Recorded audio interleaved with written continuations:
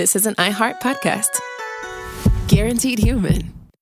With no fees or minimums on checking accounts, it's no wonder that Capital One Bank Guy is so passionate about banking with Capital One. If he were here, he wouldn't just tell you about no fees or minimums. He'd also tell you about how Capital One cafes are open 7 days a week to assist with your banking needs. Yep, even on weekends. It's pretty much all he talks about, in a good way. What's in your wallet? Terms apply. See CapitalOne.com/bankguy. Capital One N.A., member FDIC. Hey, and welcome to The Short Stuff. There's Chuck, there's Josh, that's me, and there's Jerry over there.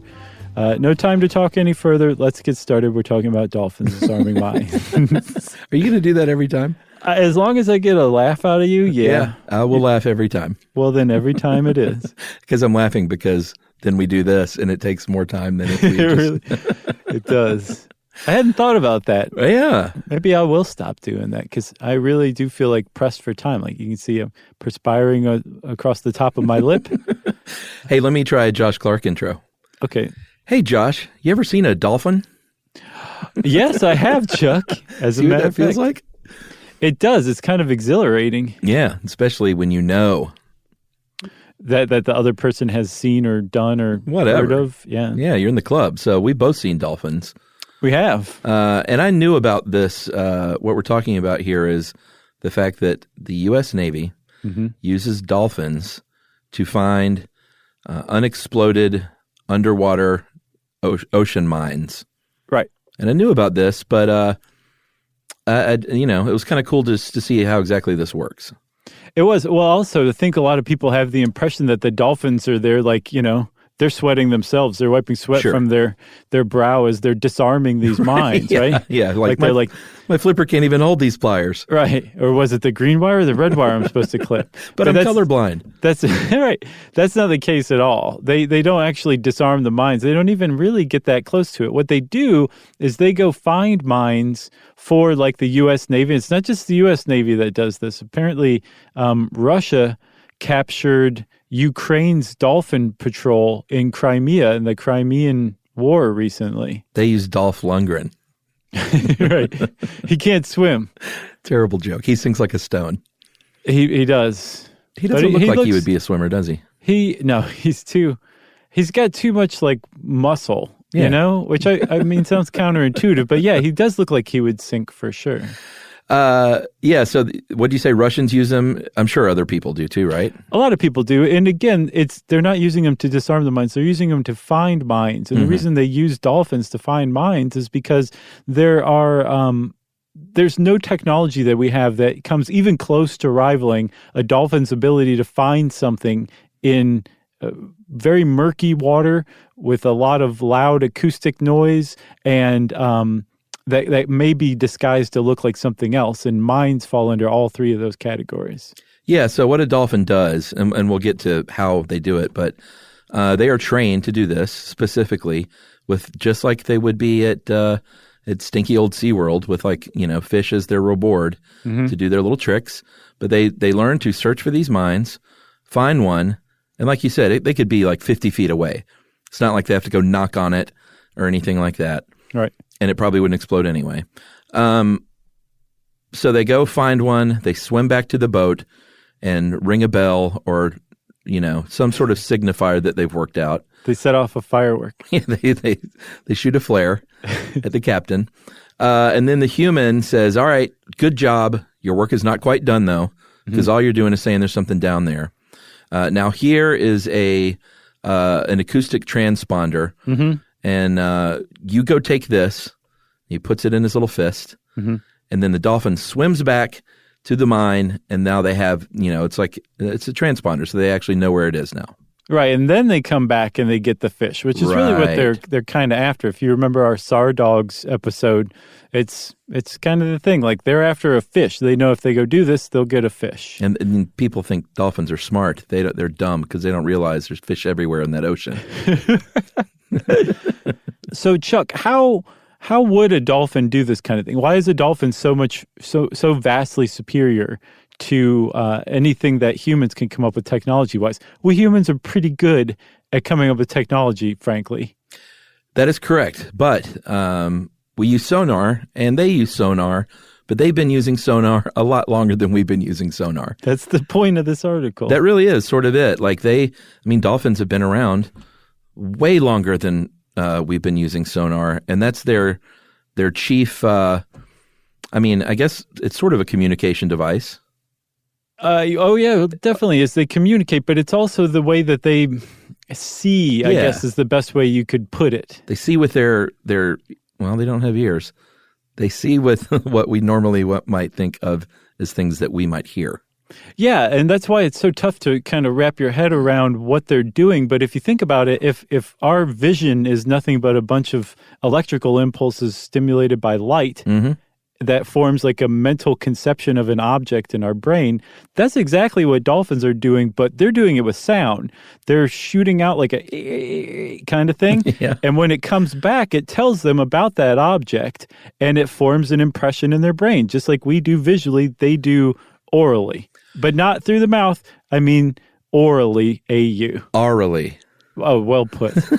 Yeah, and supposedly they are so good at this kind of echolocation that they can tell the difference from 50 feet away between a BB gun pellet being dropped in the water and a kernel of corn being dropped in the water. Yeah, which is, again, now we're starting to reach the point where it's like, okay, now I see why they're so much better than our technology. Like, yeah, I can see that. If you put a BB and a kernel of corn next to each other 50 feet away, I can do that. I can see that. But if the visibility underwater, sure, I could. All right. If the visibility underwater is like 2 feet in front of your face, you couldn't do that. A dolphin could, which is why they come in handy.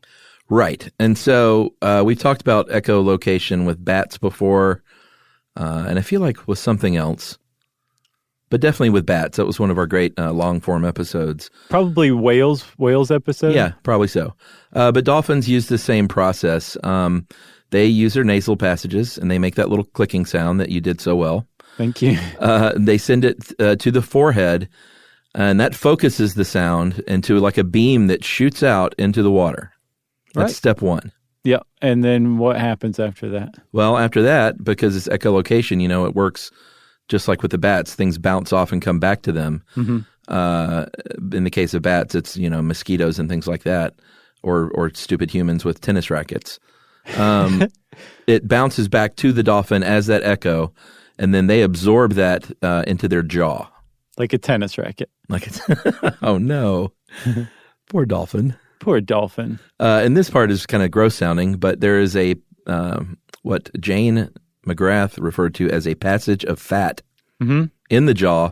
And that's just really just a conductor that conducts the sound to the inner ear of the dolphin, and then all the nerve impulses get going, and then the brain starts firing. And like you said, just like we see something, they can say, wow, that thing is round like a BB, or it's kernel shaped like a corn kernel. Or they go, hey, it's a sea mine. That thing's going to blow. I better go tell the Navy. Or that's a fish. I don't even need to go back to the boat. Right. I can eat. So, Chuck, let's take an ad break, and then we will come back and we will talk about how not everybody is super hip with the idea of using dolphins in war.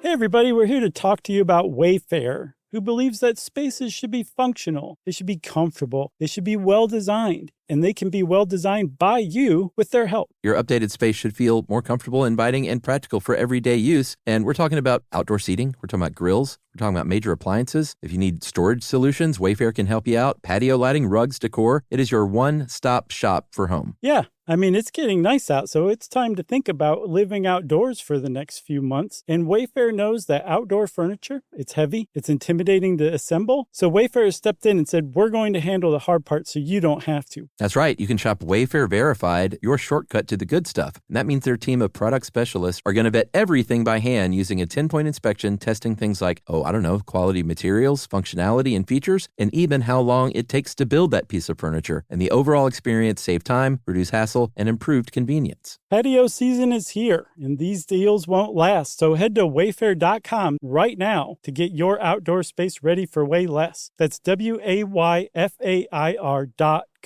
Wayfair, every style, every home.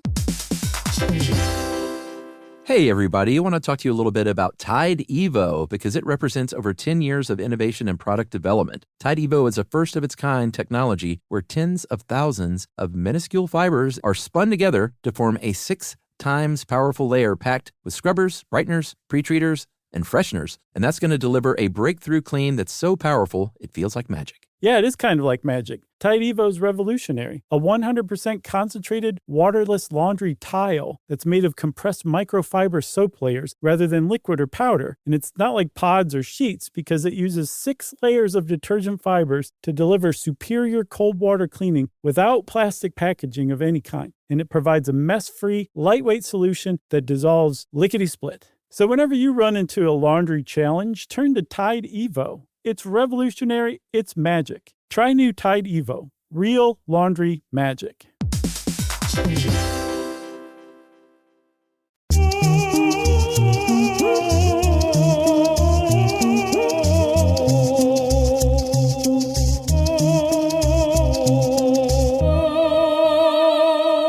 Okay, we're back. And like I said, not everybody's really happy that the U.S. Navy is using dolphins. And actually, I should say real quick, Chuck, I want to fit this in. I shouldn't have even said I wanted to fit it in. That's using up valuable time. So the Navy started using dolphins quite by accident. I guess in 1960, there was a study where they started paying attention to dolphins. They started to study them, like I just said. And they were trying to figure out if they could learn anything from dolphins to make torpedoes more, I guess, aquadynamic, so that they could move through the water more easily. Sure. So you look to a dolphin. Right. And they didn't learn anything for torpedoes, but they were like, wait, these things are super smart and they have amazing echolocation. Maybe we should figure out something else for them. And they put them into use pretty shortly after that. They started training them. They said they're pretty smart, but here's the hitch. They don't realize they're surrounded by fish in the ocean. Right. They think they can only get them from this stupid bucket on the boat. It's also possible they're just really lazy. Oh, maybe. Maybe. Like if I had, I can go to a grocery store, but if I was laying on the couch and someone dropped by and dropped food in my mouth, right, exactly, I'd be all over it. Yeah, that's a really good analogy. I get it now. So, all right. First of all, we already said that they don't disarm them, and they don't even get that close. So you might think that even animal rights activists would be like, "Hey, this is fine. They're not getting close. Even if they did, like I said before, they're not going to explode because they're meant to explode when a ship hits it." Not, any octopus kind of floating by, because that would defeat the purpose of putting a mine in the ocean. Right. So you would think like, all right, what's the harm then? But it turns out there actually is quite a bit of harm that could come about. Yeah, because if you have a trained team of dolphins that, you're using in one place, say the Atlantic, and you suddenly need them over in the Pacific, you got to get them from point A to point B. Yeah. And those dolphins may not be acclimated to the Pacific, especially if it's like the northern Pacific and it's super cold and they're used to the middle Atlantic where it's relatively warm, right? Yeah. That's one thing. Another thing is transporting them there alone is an ordeal for the dolphins. Yeah, I mean, anyone who's ever seen a whale or a dolphin or a big shark like wrapped up in that sling, being like lifted out of the ocean into a plane or something, into a tank. Right. It's just like, it looks awful. Nothing about that makes it look like that any of those animals are psyched that that's happening. Right. Air travel is designed for humans, and it's a nightmare for humans, right? Imagine what it's like for a dolphin. Yeah. Yeah, that's a good point. It's a lot of stress on their body and their, it might sound hippy-dippy, but on their emotional well-being. Right. On their earth spirit. Well, we've talked about zoochosis. It's a real thing. Oh, yeah, for sure. For sure. And I would imagine that if you want to drive a dolphin insane, there are worse ways to do that than putting it on an airplane. Yeah. Taking it for a ride. Absolutely. And there was actually they were going to use some dolphins as part of a dolphin sea lion team. Sea lion or seal, one of the two. I think, sea lions do this as well, Okay. for sure. Then it was a dolphin sea lion team. They actually there are naval teams made up of sea lions and dolphins that work together that not only discover mines, they're also trained to discover like underwater saboteurs, divers, swimmers who aren't supposed to be there that want to like blow up a military station. And the dolphin will go find the guy, go tell the sea lion. The sea lion goes and puts an ankle cuff on the swimmer. Shut up. I'm not kidding. Oh, man. And they're tethered to a boat now. Like, so the sea lion goes and arrests the guy. And then they both go tell the Navy that you got someone on the line. So the dolphin's doing like some trick in front of the guy, and he's like, wow. I mean, I know I'm supposed to plant this bomb, but that's pretty neat looking. And then he looks down and he's like, again. Dolphins! And then the sea lion and the dolphin high five. Yeah. But then, so they were going to set up a patrol in Puget Sound in Washington State. There's an Army port there. And they were going to set up patrols. And I think some animal rights group said, nope, not on our watch. And to raise public awareness, they started knitting sweaters for the dolphins. Yeah. Who are going to be transported to the cold water. Yeah. And it worked for a little while. I think that they have those things now. Yeah, I'm sure there's a workaround. So that is dolphins disarming mines, which they don't actually do. Correct. The dolphins find the mines, and many, many people are still not too supportive of that. Right. Yeah, because I mean they're innocents and they have no idea what's going on with the war. You know, they don't know what they're being used for. It's a moral quandary for sure. Yeah, the one thing I couldn't find really quick before we go is what mines are disguised as. One thing I saw, the only thing I saw, was that they can be disguised to appear like ripples in the water. Huh. And I'm like, how would you do that? And then I realized, on sonar, it would look like a ripple in the water. So I think they were talking about disguising them. I'm sure they do visually as well, but I think mostly on sonar is how they try to disguise them. Interesting. Yeah. I would love to meet the person who's like, I know how to disguise a mine as a ripple in water. Right. I thought, that makes more sense. I was thinking like they would make it look like a big floating kelp mass. Yeah, so was I at first. And they might, but I couldn't find anything like that. That was the only thing I found. Very nice. Well, if you want to know more about dolphins disarming sea mines, hang around in the sea. See what happens. And in the meantime, get in touch with us. You can send us an email to stuffpodcast@howstuffworks.com.